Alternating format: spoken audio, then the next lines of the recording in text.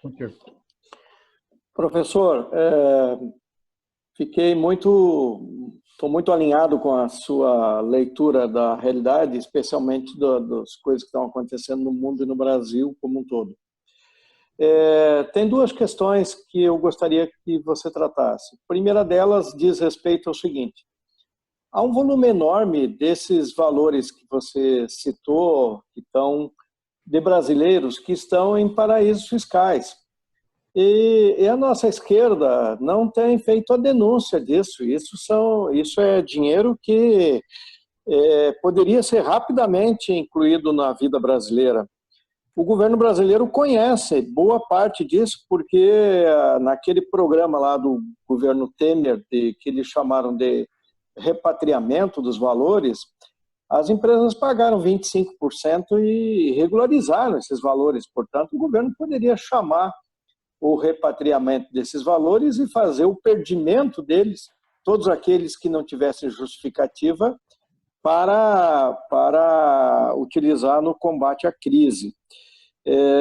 Então, eu venho chamando a atenção de que a esquerda brasileira precisa aumentar o ódio do povo àqueles que roubaram o país e remeteram o dinheiro para os paraísos fiscais. Isso é mais profundo do que a defesa correta de tributação das grandes fortunas.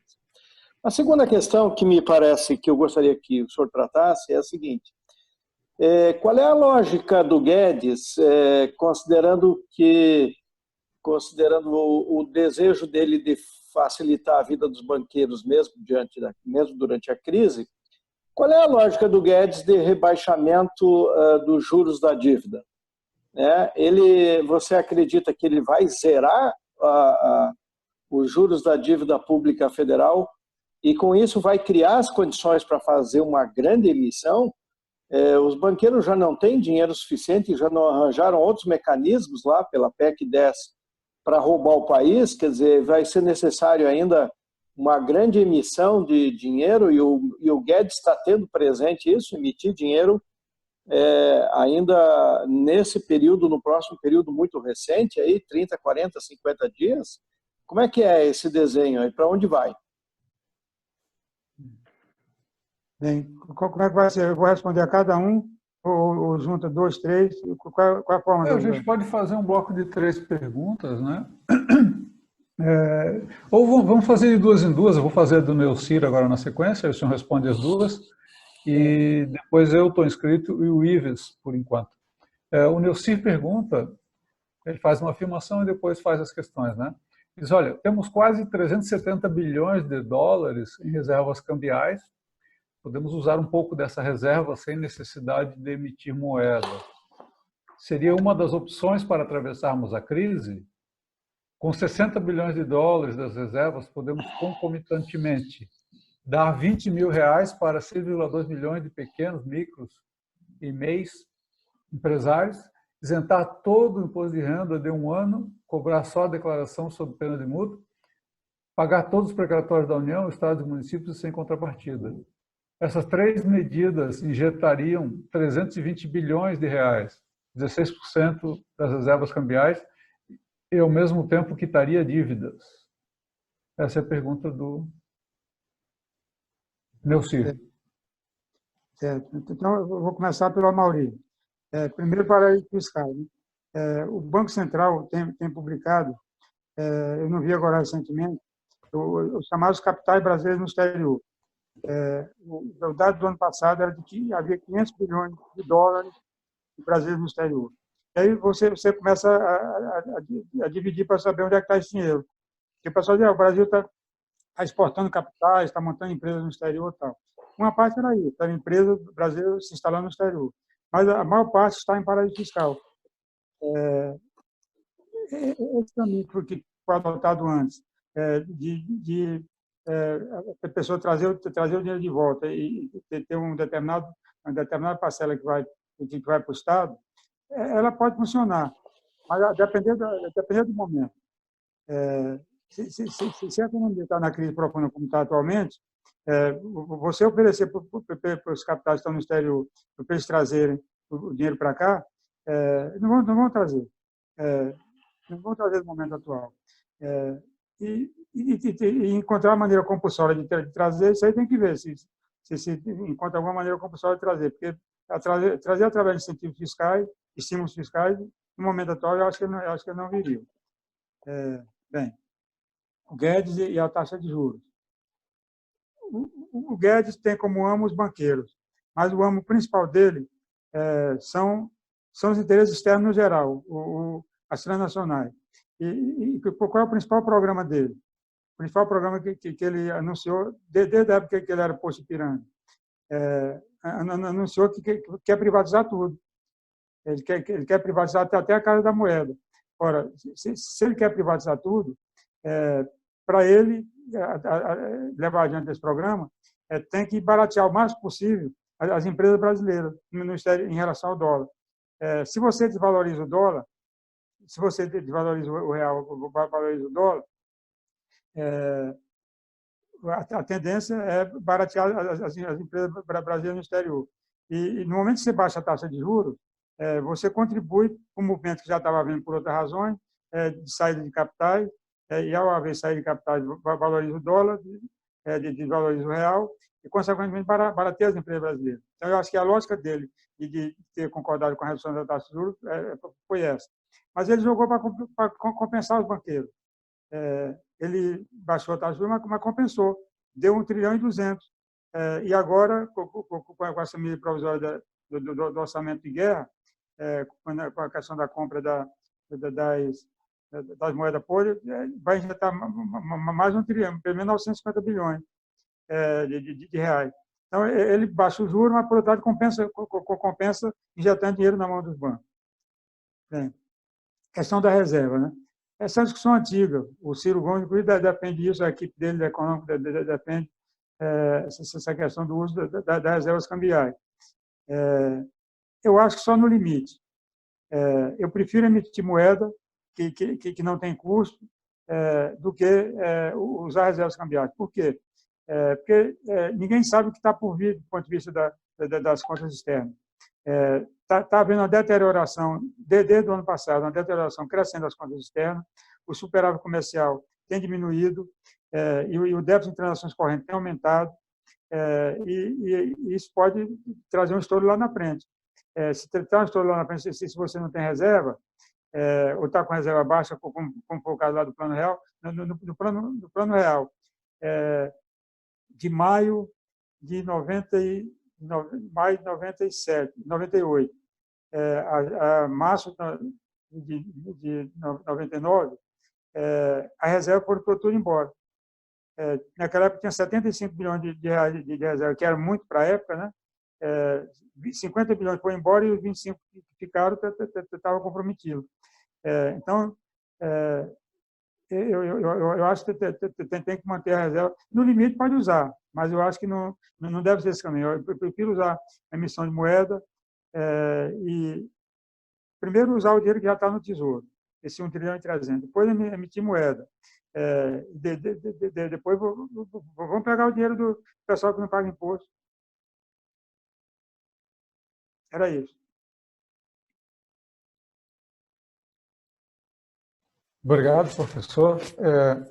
Tem o Ives e tem o eu inscrito. Ives, você quer formular a sua pergunta primeiro? Pode ser. Toca lá. Estão ouvindo bem? Sim. Estão ouvindo bem? Assim, ó. Professor, com a financiarização da economia, tá? Um processo recessivo que nós já viemos vivendo, sucateamento das nossas indústrias, nós estamos correndo um sério risco de desabastecimento e isso pode levar a uma convulsão social? O que o senhor acha?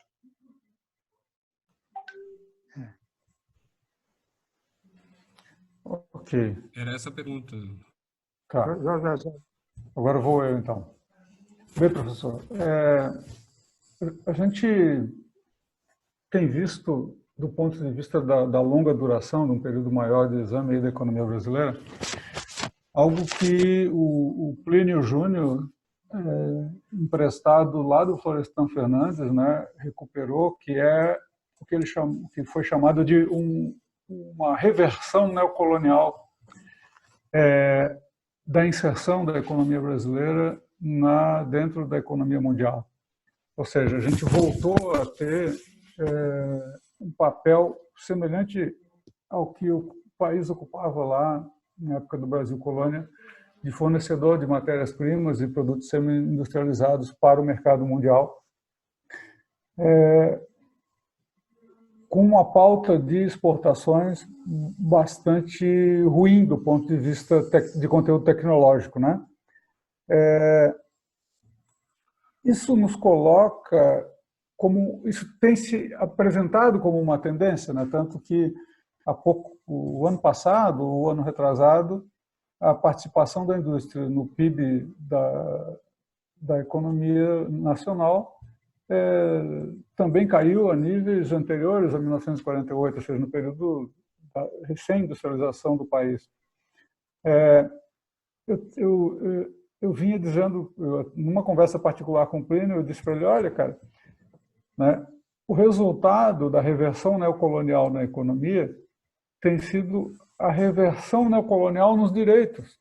Ou seja, né, você tem o setor industrial, que é o setor mais dinâmico da economia, perde potência, ao mesmo tempo isso fragiliza os mecanismos de arrecadação do Estado e, portanto, também retira potência arrecadatória e capacidade de o Estado intervir na economia. Além da política deliberada de retirar o Estado da economia, ele ainda perde potência por conta de uma tendência mais ampla na economia nacional. E aí o que se percebe é uma reversão neocolonial nos direitos também. Ou seja, você tem reformas trabalhistas que aprofundam brutalmente a informalidade e retiram significativos direitos trabalhistas, né?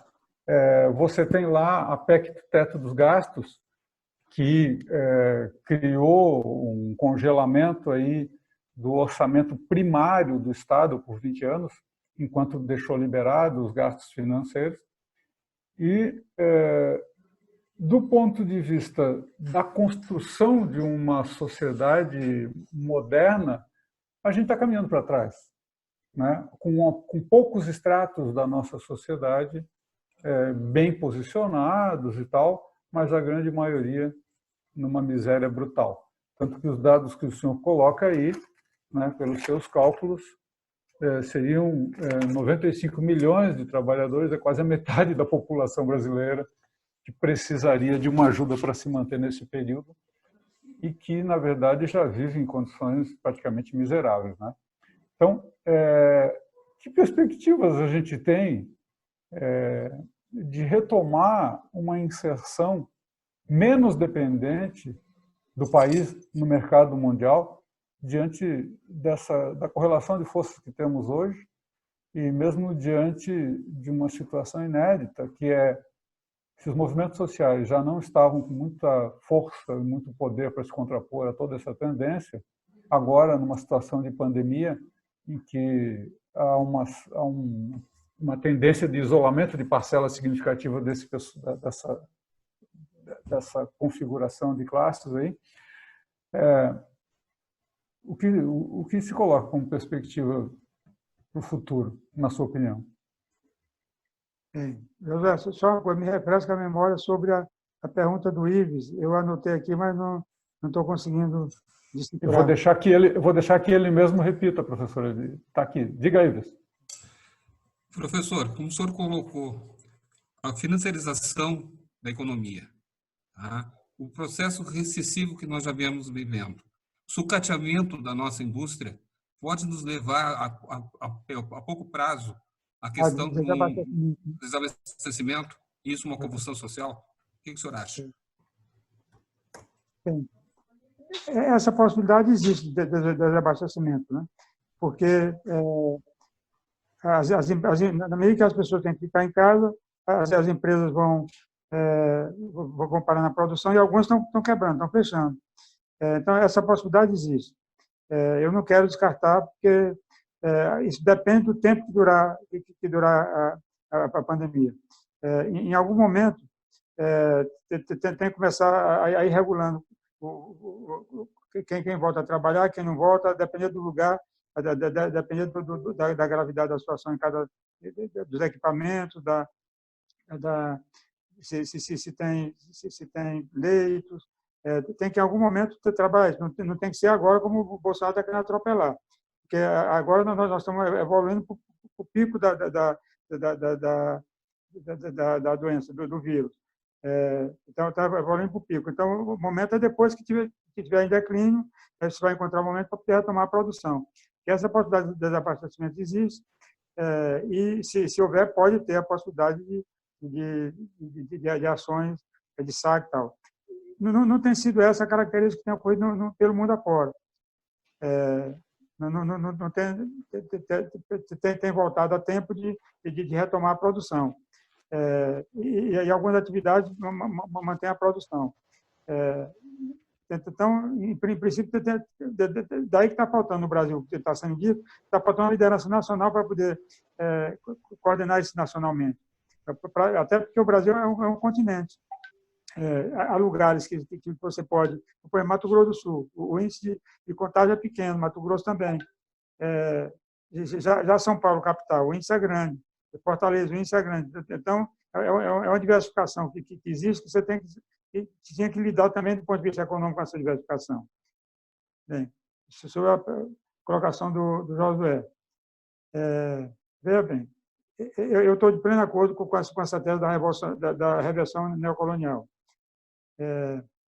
Eu acho que vem ocorrendo e não foi uma coisa, digamos, que tenha sido atávica, que tinha que ocorrer de qualquer maneira. Tem nome e sobrenome. O processo de reversão neocolonial do Brasil tem nome e sobrenome. Tem a ver basicamente com a abertura, a chamada abertura comercial, que foi iniciada por Sarney, no final do governo Sarney, basicamente quando Maílson da Nóbrega era ministro, continuou com Collor, foi sistematizado pelo Fernando Henrique, e o Lula e a Dilma mantiveram, e o Temer mais ainda, e agora mantém mais ainda, a política de abertura comercial. Com a política de abertura comercial, o que ocorre? A produção estrangeira entra barata, porque as tarifas de importação diminuíram bastante, e quando a moeda está valorizada, mas ainda como teve valorizado durante todo esse tempo, o que ocorre? Destrói a produção local, destrói a indústria local. A indústria de transformação chegou a ter em torno de 30% do PIB lá na década de 80. Atualmente está em torno de 10%, um pouquinho acima de 10%. Então, caiu violentamente a participação da indústria de transformação na economia. E na pauta exportadora, o conjunto da manufatura, produtos manufaturados e sem-manufaturado, tinha em torno de 60%, chegou a ter até mais da pauta de exportação. Atualmente, são os chamados produtos básicos, que é soja, carne, etc., que tem maioria na pauta de exportação. Então, voltamos à situação, desse ponto de vista da economia, a situação pré-30, pré-revolução de 30. Voltamos a ser um grande fazendão. E aí deriva, estou de acordo com o Josué, deriva o agravamento das condições sociais. Até o cérebro do Marinho, que já coloquei aqui. A dependência gera superexploração na força de trabalho. Se você aumenta a dependência, a ponto de fazer uma reversão neocolonial, aumenta mais ainda a superexploração na força de trabalho. E como é que você faz a superexploração na força de trabalho? De um lado, aumentando jornada, por outro lado, aumentando a intensidade do trabalho, pagando abaixo do que seria o valor necessário para manter sua família, tirando direitos. Então, quanto mais se agrava a dependência, quanto mais você tem que transferir para fora uma parcela grande do valor gerado internamente, mais você escocha, mais você tira o couro do trabalhador brasileiro. Perspectiva. Eu trabalho com a seguinte ideia. No momento atual, temos que trabalhar o mais possível para isolar o Bolsonaro. Isso significa uma frente democrática o mais ampla possível que possa isolar o Bolsonaro, que possa impedir dele dar o golpe. E, enquanto isso, vamos construindo uma proposta de um programa que possa unir esses setores o mais amplo possível para poder começar a mudança depois. Eu tenho trabalhado, andado pelo Brasil, apesar de estar, não sei se vocês perceberam, eu estou adoentado, estou com doença de Parkinson, né? apesar disso, mas eu estou andando pelo Brasil, não parei. Eu acho que não é o Maurício sabendo, eu estou comunicando para ele em primeira mão.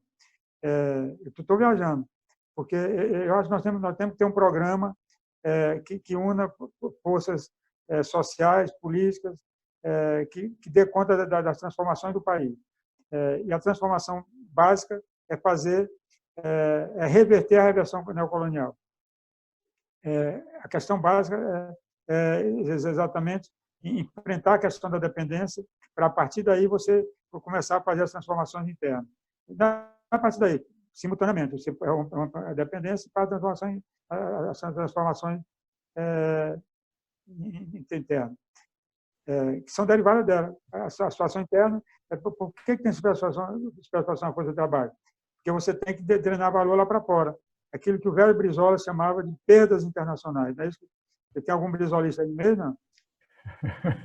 Sempre tem. Aqui no Rio Grande do Sul sempre vai ter alguém. Ali, o Neuci está levantando a mão, o Ives também. Então, tá bom, era isso. Professor, tem uma última pergunta aqui. Foi feita no chat pelo colega Leandro Ferrari, lá de Caxias do Sul. Ele levanta uma hipótese e depois faz a pergunta. Ele diz o seguinte: gostaria de saber o que o professor acha da seguinte hipótese.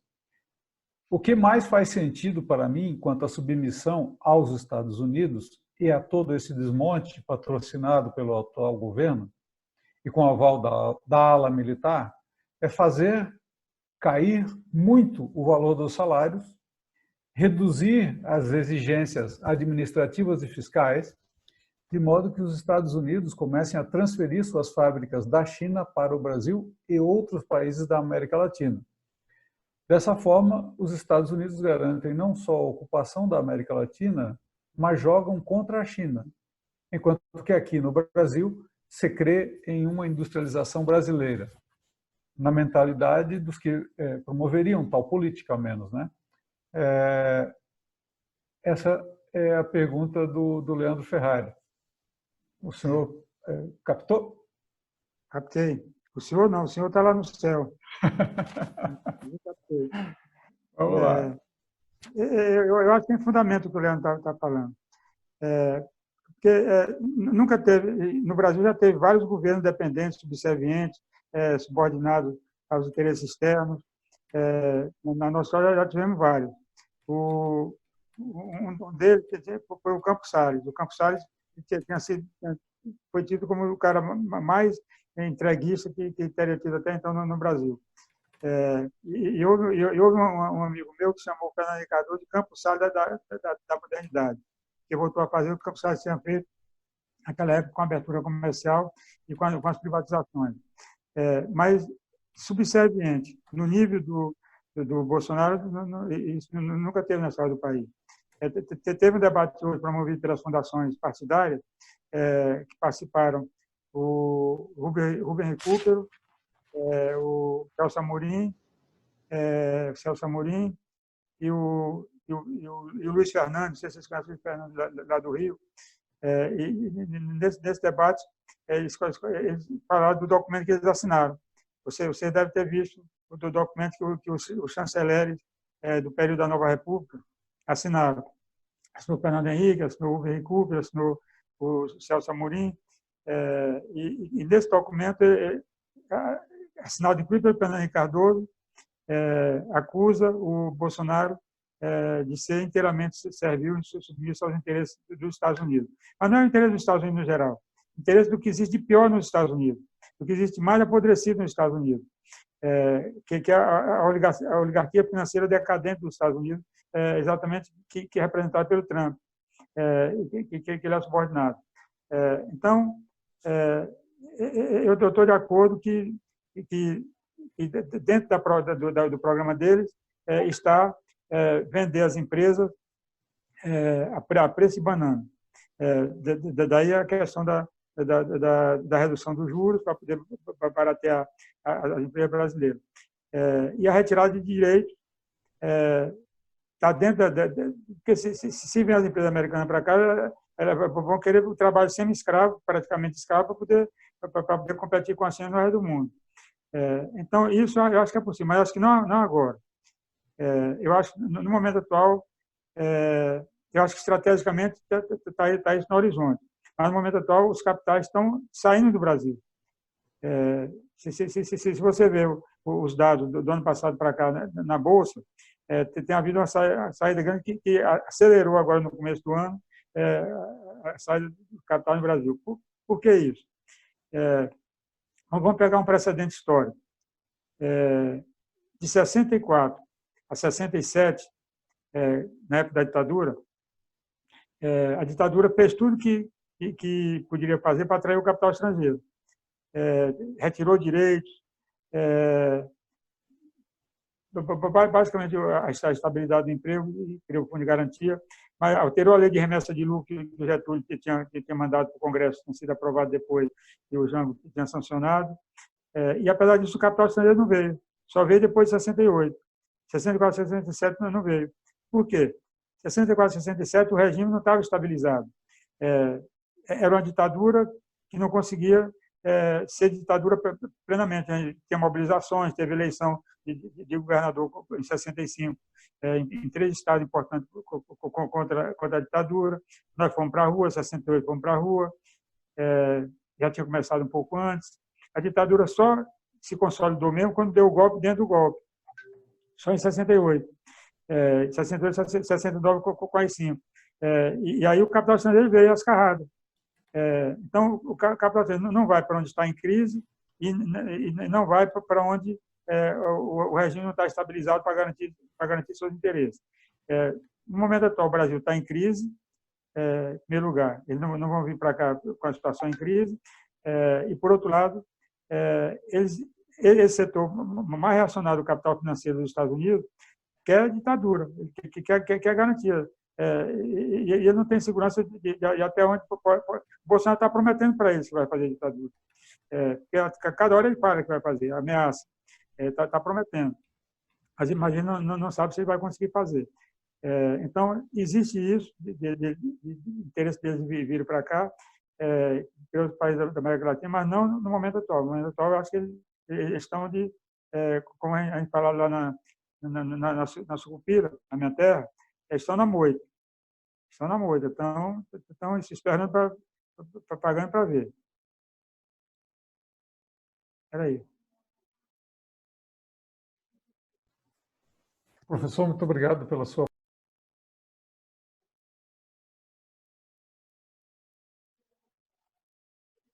Eu não estou ouvindo, José. José, eu não estou ouvindo.